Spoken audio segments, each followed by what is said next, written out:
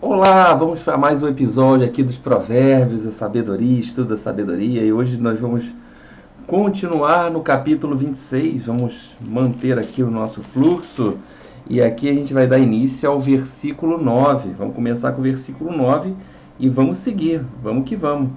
Muita coisa boa aqui para a gente falar. Então vamos lá?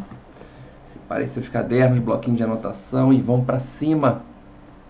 Então vamos lá. Bom, no versículo 9 fala o seguinte, vou pegar a minha Bíblia aqui, ó. Como o espinho que entra na mão do bêbado, assim é o provérbio na boca dos tolos. Então, o que ele está falando aqui? A questão é o seguinte, o provérbio é a palavra, é o ensinamento, é o pensamento, é a sabedoria que é dada. O que sai da boca, como o espinho que entra na mão do bêbado, que fura a mão, assim é o provérbio que sai da boca dos tolos. Então, assim, a gente tem que ter muito cuidado. Isso está muito relacionado também com os falsos profetas, os pseudo-sábios, as pessoas que aprenderam algo ontem e já quer se dar uma de mestre daquele assunto, daquele papo.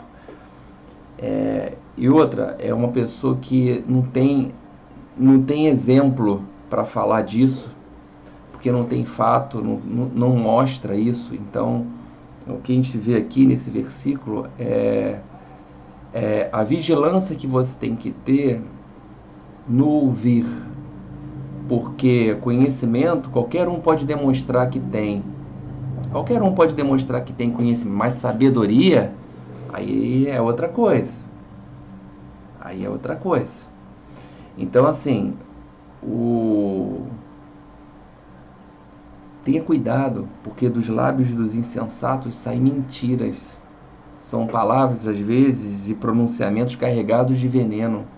É uma cova mesmo, né? Uma cova para a morte mesmo. Então, o que ele relata aqui, está deixando que esse provérbio do insensato, são coisas imorais, são pronúncias imorais, são verbalizações que contêm blasfêmias, né, e promiscuidades. Então, é isso que a gente tem que estar atento. Muitas coisas do que a gente ouve na nossa vida, a gente tem que ver realmente se faz sentido para nós esse palavreado, se faz sentido para nós a exaltação da palavra com tons de prejudicar o seu irmão. Enxergar o exemplo dessa pessoa fora do local onde ela se dá como uma pseudo-sábio. Então, as palavras de quem não busca a sabedoria, que não busca o discernimento e a prudência, são palavras do insensato, e palavras do insensato são palavras que machucam. Então a gente já machucou muitas pessoas com a forma da gente se expressar por falta da gente se conhecer.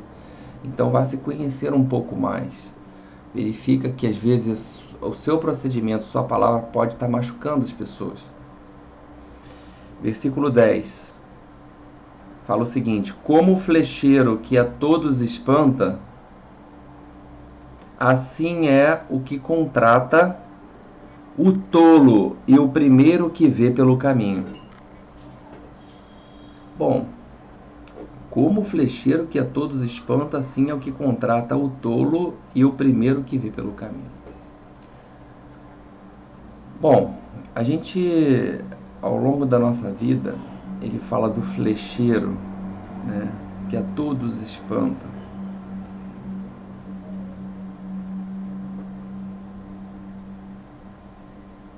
Isso exatamente o pensamento que vem, né? Por exemplo, o dinheiro é bom, nos favorece de alguma forma. Com ele a gente pode fazer muitas coisas preciosas, certo? A gente pode prever nossas necessidades, nossas comodidades, algum tipo de segurança, socorrer as pessoas que precisam, ajudar aqueles necessitados. Ou seja, o salário que você trabalha com o seu suor, o salário que vem do seu trabalho, com o teu suor, ele é chegado de uma forma honrada, não é isso? Você não sente isso?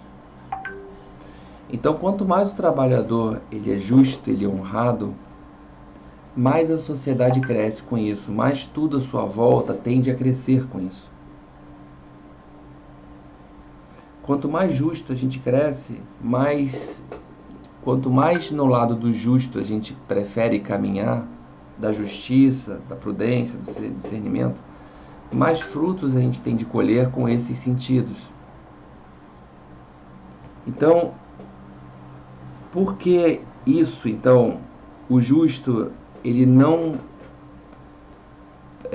como é que a gente pode falar assim?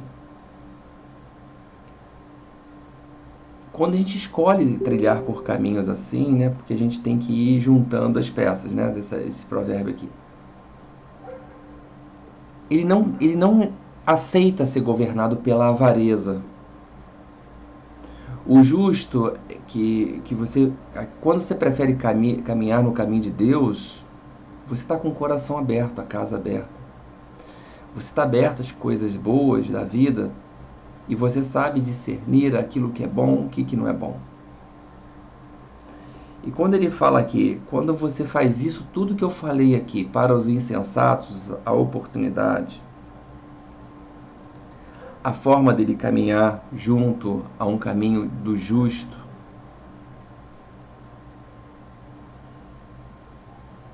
e você sabe que não vai ser isso que vai acontecer com um transgressor desse tipo, com um insensato desse tipo, é como se eu colocasse na mão dele um arco e uma flecha que fere, que mata. É como se eu desse uma oportunidade a um transgressor, a um ímpio, a um tolo, de fazer tudo aquilo que eu não gostaria que fizesse e que eu faço por bem, eu desse a oportunidade de, em vez de fazer o bem, fazer para o mal. Isso aqui nos remete, esse versículo, demorou até um pouco para a gente poder fechar esse pensamento aqui, porque é interessante, me veio várias lembranças aqui de alguns filmes até, que eu estava tentando juntar as palavras para chegar nisso. Por exemplo, aquele filme do Star Wars, né? Você vê que há um treinamento, mas para um Jedi, né, para um grande guerreiro, mas não se atenta para identificar com clareza tudo aquilo que, no caso, esse ser ele traz dentro de si. Os mais sábios identificam, os mais sábios começam a desconfiar, mas às vezes o afã da situação ludibria, engana, coloca um véu e você entrega toda uma oportunidade de um caminho justo para algo que não está ainda totalmente analisado e que pode, com o poder nas mãos, ferir e matar. Então, no caso, eu estou dando um aval para alguém para ferir e matar e causar uma rebelião. E isso a gente vê no filme, né? Então, o que a gente tem que ter cuidado é a gente não dar ouro para o bandido. A gente saber muito bem a quem a gente entrega o nosso mistério, a nossa essência, o nosso tesouro. Existe uma frase que a gente usa muito bem aí no nosso convívio, nosso dia a dia, é aquela: dá poder a essa pessoa e você vai ver quem ela é. Eu acho que se encaixa perfeitamente com esse provérbio, esse versículo 10 aqui do capítulo 26. Dá poder a uma pessoa para você ver o que ela é. E não se espanta se quem você contratou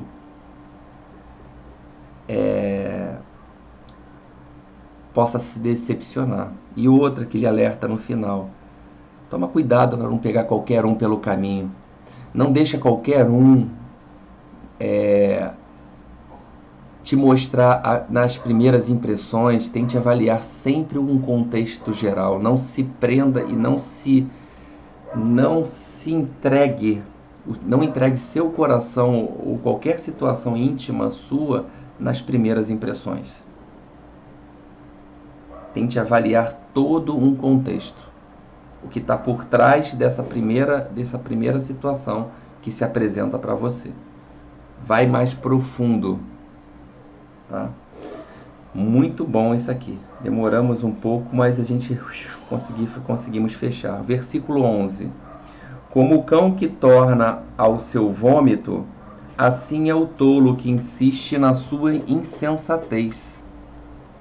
Assim é o tolo que insiste na sua insensatez. Olha que ele coloca aqui, no caso aqui, o cachorro, né? Então é tipo assim, o cão que volta ao vômito, né? A gente pode falar, nossa, é nojento isso aqui. Não, mas tudo tem um fundamento, né? O cão, ele não tem noção, né, de quão nojento é o seu vômito. Então, às vezes, alguns cães até comem seu próprio vômito, né? Então, a sabedoria que está colocada aqui é como o cão que torna o seu vômito, assim é o insensato, assim é o tolo, né, que insiste na sua insensatez. Então, aquele tolo, aquela pessoa que insiste na sua insensatez, insiste em, vamos pegar o fluxo aqui também, bostejar palavras desagregadoras, destemperadas, difamatórias, vai comer o seu próprio vômito. Então, toma cuidado com o que profere pelas suas bocas, principalmente o insensato, o ímpio, porque vai acabar comendo o seu próprio vômito. Vai tomar do seu próprio veneno. É praticamente isso que ele quer colocar aqui. É a própria lei do retorno em ação. Toma cuidado com tudo que fala volta, tá? É energia, a palavra é energia. 12. Tens visto um homem que é sábio a seus próprios olhos? Maior esperança há no tolo do que nele. Tipo assim, você tem visto algum sábio aos seus próprios olhos por aí? Mais esperança há no insensato do que nele. Porque a sabedoria, ela é adornada pela humildade, pelo discernimento, pela prudência. E o sábio jamais ele vai anunciar sua chegada. Jamais ele vai bater no peito e querer palanque e vai querer ser anunciado. Um sábio jamais ele vai querer ser colocado num pedestal. Não quer que ordene que bandeiras e instrumentos toquem na sua chegada. O sábio não faz isso. Então Salomão ele está sendo bem categórico aqui quando ele em dizer que a maior esperança que a gente vê aqui haverá mais para o insensato do que o sábio de Araque. Esse sábio falso, esse sábio prepotente, arrogante, vaidoso, soberbo. Porque para o tolo, ele está errando, ele está no erro, mas ele tem direito a acertar. E talvez no acerto ele pode se humildar, ele tem chance de se humildar e se tornar maior do que esse sábio de Araque, esse sábio falso. Então, para o tolo a esperança, porque se ele se fechar por completo num aprendizado, ele vai pegar a ignorância e aquele aprendizado e o que ele aprendeu, que a vida o bateu nisso, né, o fez ensinar, e ele pode utilizar isso de uma forma sábia futuramente. Quantas pessoas fazem isso? Pegam aquilo que passou, uma depressão muito profunda, talvez um vício de drogas, e pega aquilo que passou e ensina outros jovens ou outras pessoas a não entrar nesse caminho ou a desviar desse caminho. Se tornou um sábio naquela área. Então, versículo muito poderoso, muito forte aqui para a gente ter cuidado com a soberba. Por isso que ele pergunta, tem visto um sábio por aí? Porque o sábio realmente ele não se apresenta, ele não precisa ser anunciado. A vida às vezes vai te mostrar um mestre na sua vida para você seguir, que vai que vai ser aquele que vai mostrar um caminho, mas ele não vai seguir o caminho com você, porque a jornada é tua. Não adianta querer que um mestre, um sábio, ele percorra o caminho por você. Não. Para se você tornar um sábio, você tem que procurar o seu próprio caminho e trilhá-lo, porque é ali que você vai tirar e vai colher os aprendizados que a vida vai te ensinar. Simples assim. O versículo 13 diz assim: diz o preguiçoso. Aqui a gente vai pegar os dois juntos, tá? 13 e 14. Diz o preguiçoso: um leão está no caminho, um leão está nas ruas. Como a porta gira nas suas dobradiças, assim o preguiçoso na sua cama. E vamos junto no 15, porque tá tudo... Gente, tá, é o 13, o 14, o 15 e o 16. Tudo é o preguiçoso. Vamos focar nesses 4 aqui. Então vamos voltar de novo. Diz o preguiçoso: um leão está no caminho. É o 13, hein? Um leão está nas ruas. 14. Como a porta gira nas suas dobradiças, assim o preguiçoso na sua cama. 15. O preguiçoso coloca sua mão no prato, mas não quer ter o trabalho de levar à boca. 16.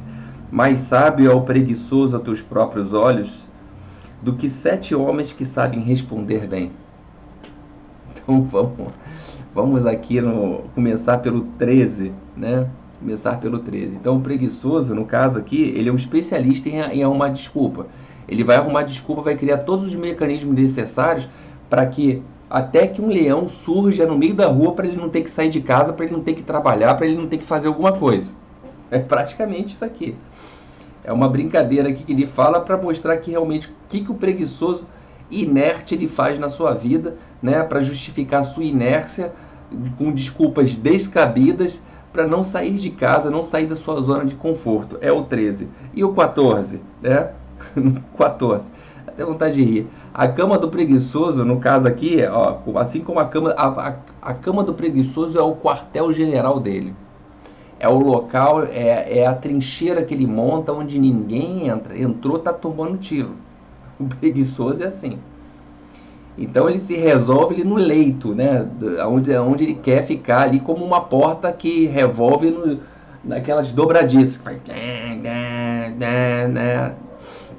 Então ele mexe na cama, vira para o outro, a porta entra, a porta abre, a porta fecha, a porta abre, a porta fecha. E ele está do mesmo jeito, virando para cá, virando para cá. Então aqui ele está falando que o preguiçoso considera a cama dele como um castelo seguro. Ah, eu quero ficar mais um tempinho aqui dormindo. Ah, agora não. Ah, mas pô, eu marquei que tem que... Eu me programei que todo dia 6h30 eu vou para academia. Ah, das 6 horas... Ah, vou ficar mais um pouquinho. Ah, das 6h30... Ah, amanhã eu faço. 7 horas eu vou. Ah, não, 7h30, aí 8 horas você já levanta, e mais não dá mais tempo, eu tenho que trabalhar. Ah, vou deixar isso para amanhã e volta de novo o preguiçoso. E sempre o preguiçoso tem uma desculpa. Ah, mas é porque eu dormi tarde. Ah, é porque eu fiquei estudando até mais tarde. Ah, porque eu estou muito cansado. Sempre é uma desculpa para sua inércia. E o 15, o preguiçoso, e o 15 não, eu tenho 16. E quando ele fala que o preguiçoso mete a mão no prato, mas não quer nem ter o trabalho de levar a boca, aí você vê, ele quer a comida na boquinha. Ou seja, o que quer dizer isso? Esse versículo 15. É aquelas pessoas que começam uma coisa e não terminam. Então, assim, ele usou o prato para isso. Pô, eu comecei, botei o prato, sentei na mesa. Ah, mas não quero cortar isso não. Ah, não vou cortar essa fruta não. Ah, dá muito trabalho cortar essa manga, cortar esse abacaxi. Preguiça crônica. Ou seja, é uma forma de indolência sem limites para a sua vida. Isso te leva à ruína. Cara, não deixa isso se instalar, pelo amor de Deus, não deixa a preguiça se instalar. O 16, agora para finalizar a questão da preguiça. Essa aqui foi só paulada, né? Aqui é no caso daquele preguiçoso que se julga o sábio, né? Se julga muito sábio.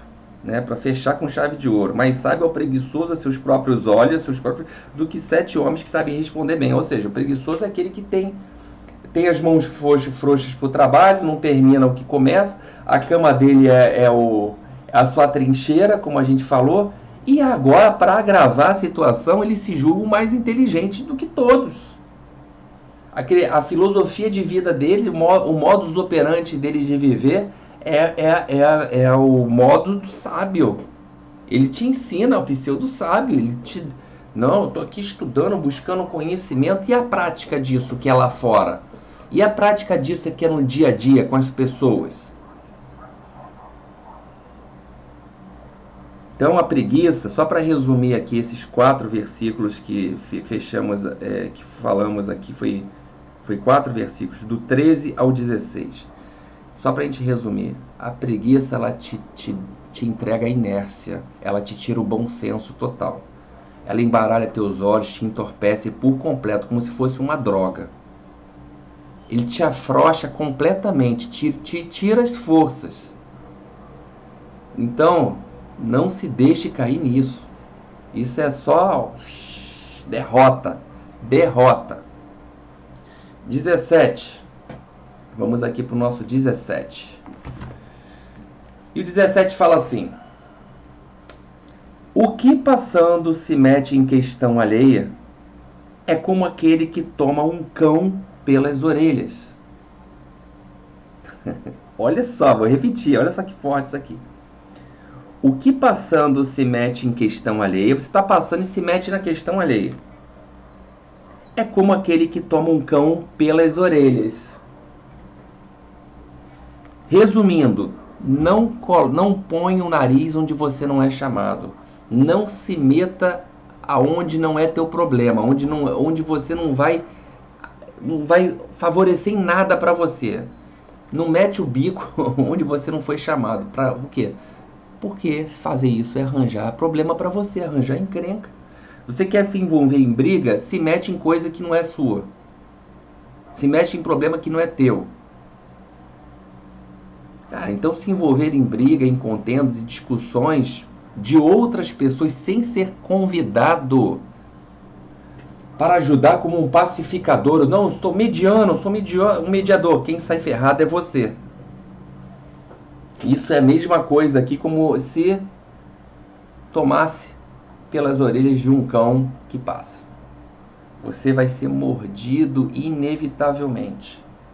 Pega um cachorro desse que passa na rua e faz isso para você ver como você não vai tomar uma mordida.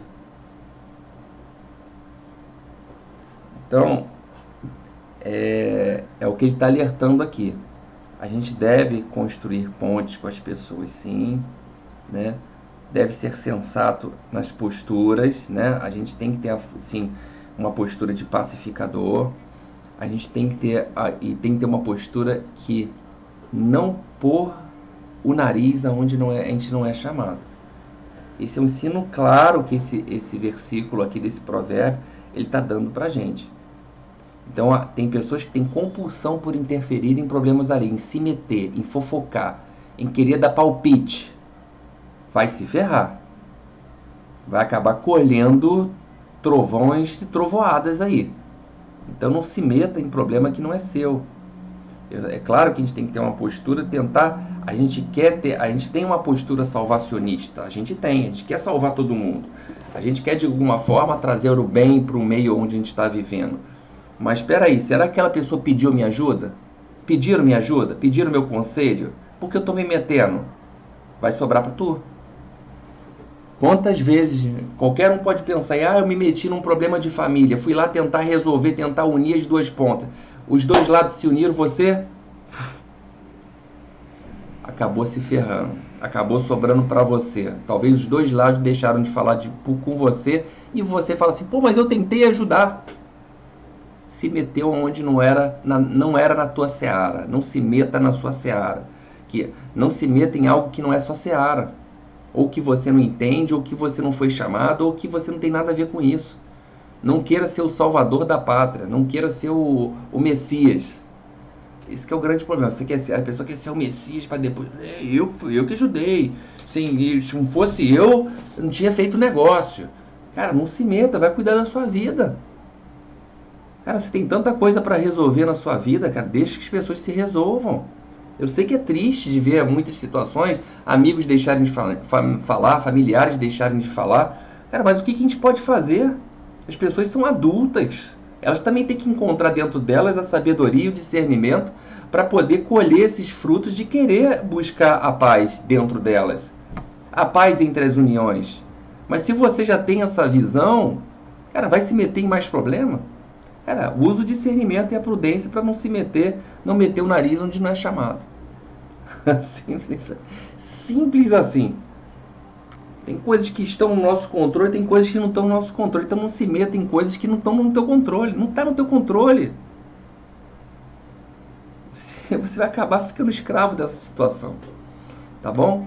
Então, fechamos hoje mais um estudo. Fomos até aqui o versículo 17 do capítulo 26. Então, até amanhã. E amanhã, talvez no próximo episódio, a gente finalize o capítulo 26 por completo. Um beijo no coração de vocês e até o próximo episódio. Não esqueça de compartilhar essas palavras para um amigo, para um grupo, para qualquer um que vocês amem, que vocês gostem ou que também não gostem. Manda ver. Beijo no coração, vamos transbordar a vida das pessoas. Paz e bem.